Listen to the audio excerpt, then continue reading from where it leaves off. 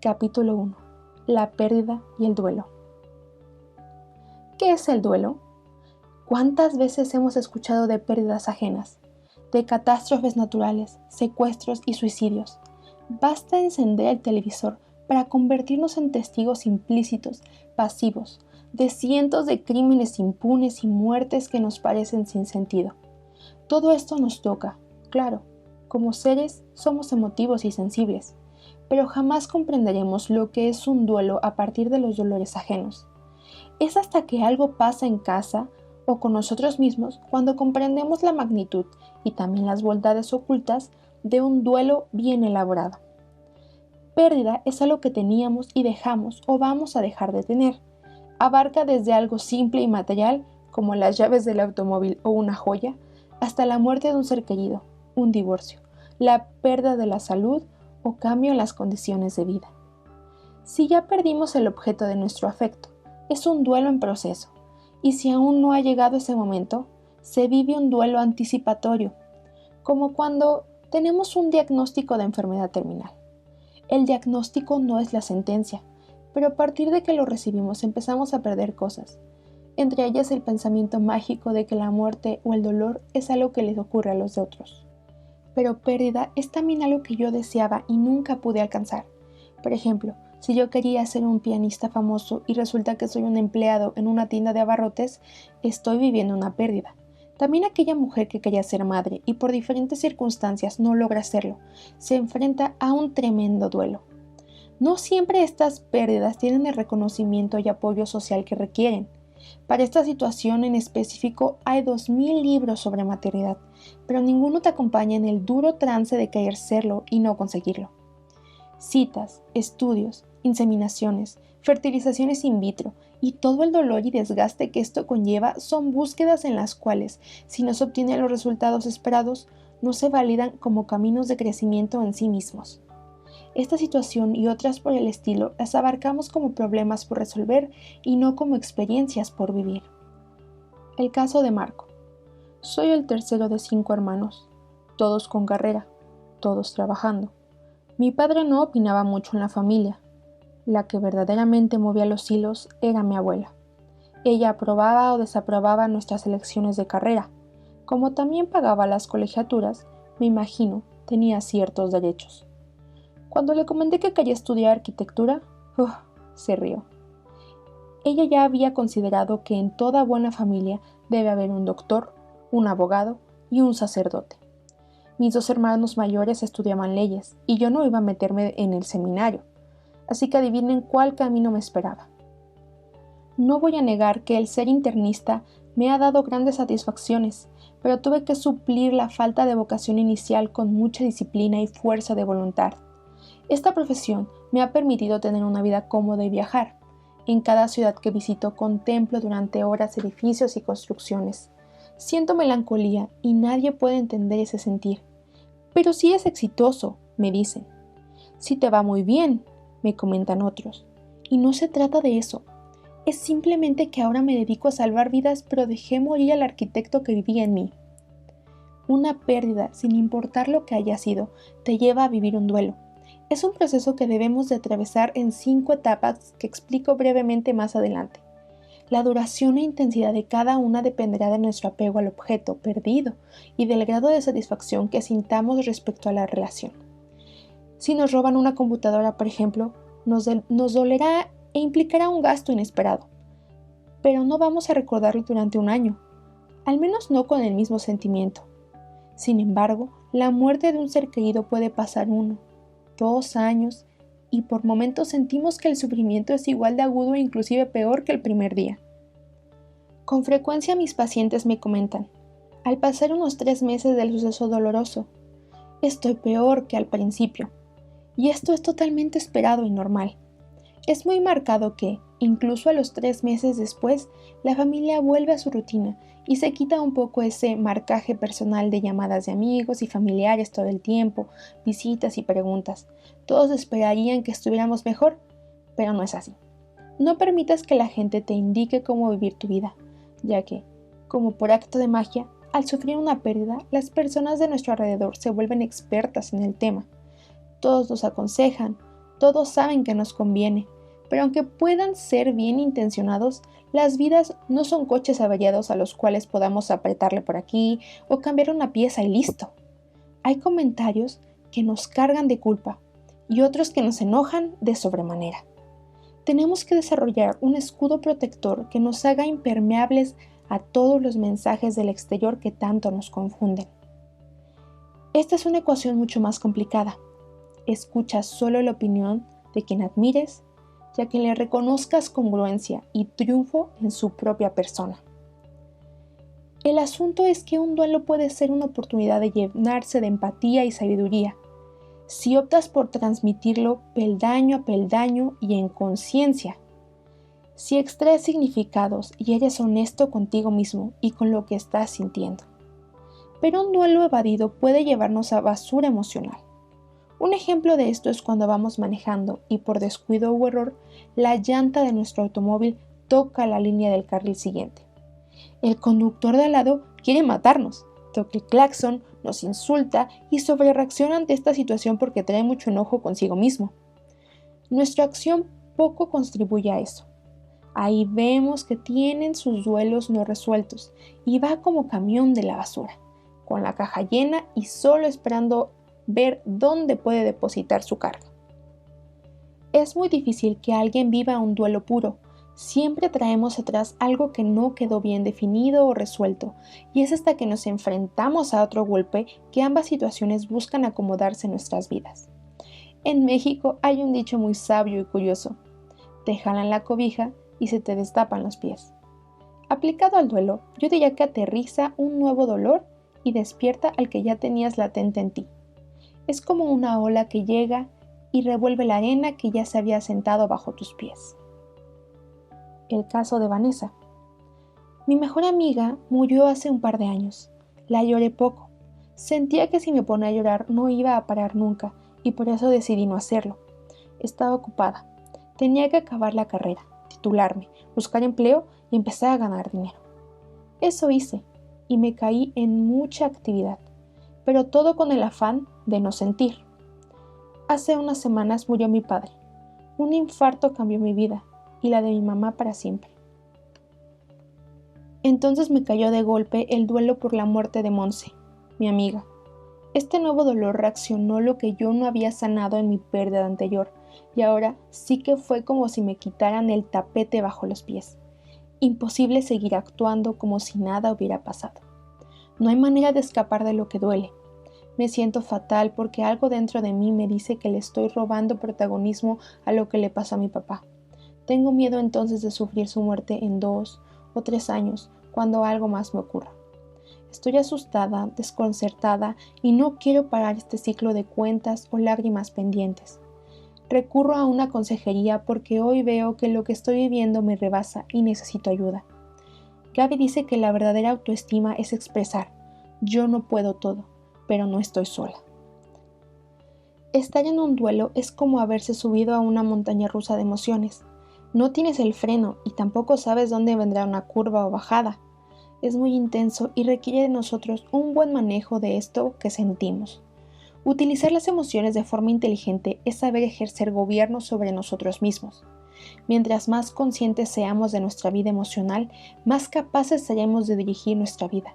Y mientras más inconscientes seamos de nuestra vida emocional, estaremos siempre en las manos de los otros y de las circunstancias. Las emociones en sí mismas no son ni buenas ni malas, simplemente son. Todo lo que sentimos es bien y es valioso, pero no todo lo que hagamos con lo que sentimos es permitido. La emoción no se limita, la acción sí. Por ejemplo, si yo estoy enojada con mi papá por haberse ido de la casa, puedo sentir enojo y frustración, incluso deseos de que alguien pague por todo este sufrimiento. Sentirlo está bien, pero si yo lo insulto, lo maltrato y hago cosas para que él sufra, eso solo irá en detrimento de mí misma. Las acciones tienen que modularse y frenar conductas que no sean positivas ni le aporten nada a nadie. Duración. Una de las preguntas más frecuentes que como tanatóloga recibo es: ¿cuánto tiempo mi vida volverá a ser como la de antes? Si se tratara de hablar con la verdad, diría que como antes no volverá a serlo nunca, pero puede ser muy buena y en ocasiones incluso mejor. Es terrible y hasta ofensivo que la gente se te acerque para decirte, todo va a estar bien, porque no es así. Vendrán tormentas y tu mundo, como lo conocías, puede no volver jamás. Pero esto no significa que tendrás una mala vida o que estés acabado. Si trabajas con ello, habrá una reconstrucción. El tiempo que esto tome es difícil de determinar. Dependerá de muchos factores y sobre todo de nuestra actitud frente a la pérdida. Por ejemplo, por medio de la actitud, las personas se relacionan con el medio físico y social que las rodea. Pueden autodirigirse y relacionarse correctamente con los demás. Crecen, hacen compromisos serios, salen de su área de seguridad. Hay pérdidas más naturales que otras, como la supuesta ley de vida, según la cual se asume que tus padres morirán antes que tus hijos, pero para cualquier pérdida que ocurra, tienes lo necesario para enfrentarlo. Esto es tan cierto como que mañana habrá de amanecer. Aunque no sepas cómo vas a lograrlo, créeme, vienes equipado con lo que se necesita para salir adelante. En la vida tenemos lo dado o no pedido, y lo que sí hemos buscado y obtenido. En ambos casos, nuestra principal herramienta de construcción es la actitud. No digo arma porque la vida no debe de ser esta guerra que imaginamos, es una obra en proceso. Y entre más herramientas emocionales tengamos para levantar este templo, mejor será nuestro resultado. En términos generales, diré que la pérdida de un amigo, un padre, un hermano o un abuelo toma aproximadamente 1 año en sanar. Esto no significa que después de 12 meses de dolor se acabó. No. La ausencia duele y esta cicatriz que se forma luego de una herida emocional tan severa siempre será una piel más sensible que la del resto del cuerpo. Pero el primer año es como si hubiera pasado un tsunami. Lo destruyó todo. Fue una devastación. Y el segundo año comienza la reconstrucción. En el caso de la muerte de un hijo, un divorcio o la muerte de una buena pareja, el proceso suele durar 2 años y después de ello las cosas van siendo menos difíciles, no más fáciles. Las adicciones, por su parte, son en sí mismas un cúmulo de pérdidas que pueden durar años en intermitencia de consumo. En México decimos que el tiempo lo cura todo, pero si lo dejamos solo al tiempo pueden pasar 2 cosas. Como con los vinos, si las condiciones son adecuadas, temperatura, posición, embotellado, etc., el tiempo hace que un vino se añeje, tome cuerpo y alcance su mejor sabor. Si las condiciones no son favorables y esperamos que el tiempo haga su magia, pues solo obtendremos un vino rancio. Hay una parte de responsabilidad que debemos asumir frente al duelo. Necesito trabajar mi proceso, convertirme en mi mejor amigo y salir fortalecido de este dolor. La decisión primaria que debe tomarse es decir, esto no va a acabar conmigo, ni con mis ganas de ser feliz. Esa finalmente es nuestra misión en esta vida, ser felices. La felicidad es un precursor del éxito, no su resultado. La felicidad y el optimismo son la gasolina para el desempeño y el logro. Esperar ser feliz limita el potencial de nuestro cerebro para el éxito. Un duelo es una batalla que habremos de librar con nosotros mismos, y para ello echaremos mano de todos los recursos interiores con los cuales podamos contar. Sobra decir que para esto necesitas comer bien, dormir lo suficiente y estar en forma. Hacer ejercicio. Sin estos pilares, tu estructura para lo que debes enfrentar será muy débil. Todos los seres sobre la Tierra cuentan con la riqueza del tiempo.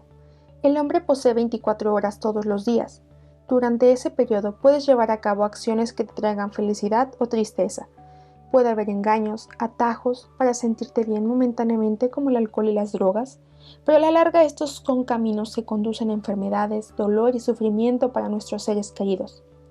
Casi todos sabemos la importancia de una alimentación sana y balanceada, lo crucial de hacer ejercicio para mantener nuestra movilidad en la tercera edad, el gran peso que tiene sobre nuestra salud el descanso apropiado. En fin, lo que parece olvidársenos es el uso adecuado del tiempo. El tiempo no se puede ahorrar ni evitar, solo puede emplearse para bien o para mal. Tú decides si lo usas para asuntos importantes, asuntos urgentes e importantes, asuntos que no son importantes ni urgentes. En la atención a enfermos terminales, uno se encuentra con grandes maestros. El estar en esa etapa final de la existencia nos da en ocasiones una claridad muy especial sobre la vida y cómo debió haber sido vivida.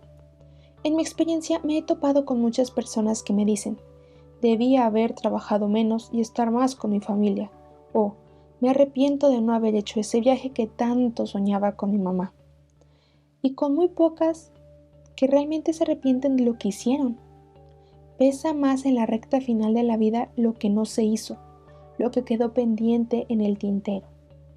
Probablemente la jerarquía de tiempo de los 4 tipos de asuntos antes mencionados nos ayude a poner cada cosa en su sitio y a minimizar esa sensación de que el tiempo se nos ha ido volando y no nos fue suficiente. Etapas. El transitar por el duelo no es un camino en línea recta. Tiene retrocesos, retornos, curvas y giros inesperados, pero sin duda es un recorrido que vale la pena andar sin atajos. Como solía decir uno de mis maestros, no hay duelos instantáneos o de microondas. Esta maduración debe ser a fuego lento, no por masoquistas, sino porque, como dicen los orientales, debemos dejar pasar las 4 estaciones del año y todas las festividades que cada una de ellas conlleva. Navidad, Día del Amor y la Amistad, Día de las Madres, vacaciones de verano, fiestas patrias, Día de Muertos, etc., para saber que hemos sanado desde adentro y no superficialmente. Es muy dolorosa la primera Navidad sin el ser amado. Recordar el día del aniversario de su nacimiento ya no es de su cumpleaños. El primer Día de las Madres sin ella, fecha que antes considerábamos totalmente comercial y ahora cala hasta los huesos. Pero nadie dice, esta es la 15ª Pascua sin mi abuelo. La depresión de aniversario va cediendo conforme pasan los años, pero es importante saber que al acercarse la fecha de la muerte o nacimiento, nos invadirá esa especie de nostalgia que no necesariamente tiene que considerarse una regresión en el proceso. Saber que esto es así nos ayudará a no pensar que hemos recaído en nuestro trabajo de duelo y a tomar las medidas necesarias para evitar fricciones y conflictos con nuestros familiares en esos días tan sensibles. Son 5 las etapas que deben reconocerse. Se conocen también como las etapas Kubler-Ross, en honor de Elisabeth Kubler-Ross, doctora suiza considerada la madre de la tanatología. Fue una mujer excepcional, que hasta el último día de su vida mostró una congruencia, temple y profundidad para levantarse, una y otra vez, dentro de un cuerpo que al final ya no le respondía. Ha sido sin duda quien más estudió la muerte y sus procesos. Al principio trabajó con pacientes psiquiátricos, luego con enfermos terminales, y después descubrió que las mismas etapas por las que atraviesa un moribundo son las que pasa un familiar o un doliente. La tanatología empezó a aplicarse para ellos también. Años después se abrió el campo de trabajo a todo tipo de pérdidas, sin olvidar jamás cuál es la función del tanatólogo: formar parte de una ayuda interdisciplinaria junto con médicos, psicólogos, trabajadores sociales, sacerdotes, pastores o guías espirituales, familia, amigos y redes de apoyo. La misión del tanatólogo es expandir la mirada selectiva que tenemos ante lo perdido. Es un puente entre la medicina, psicología y el usuario.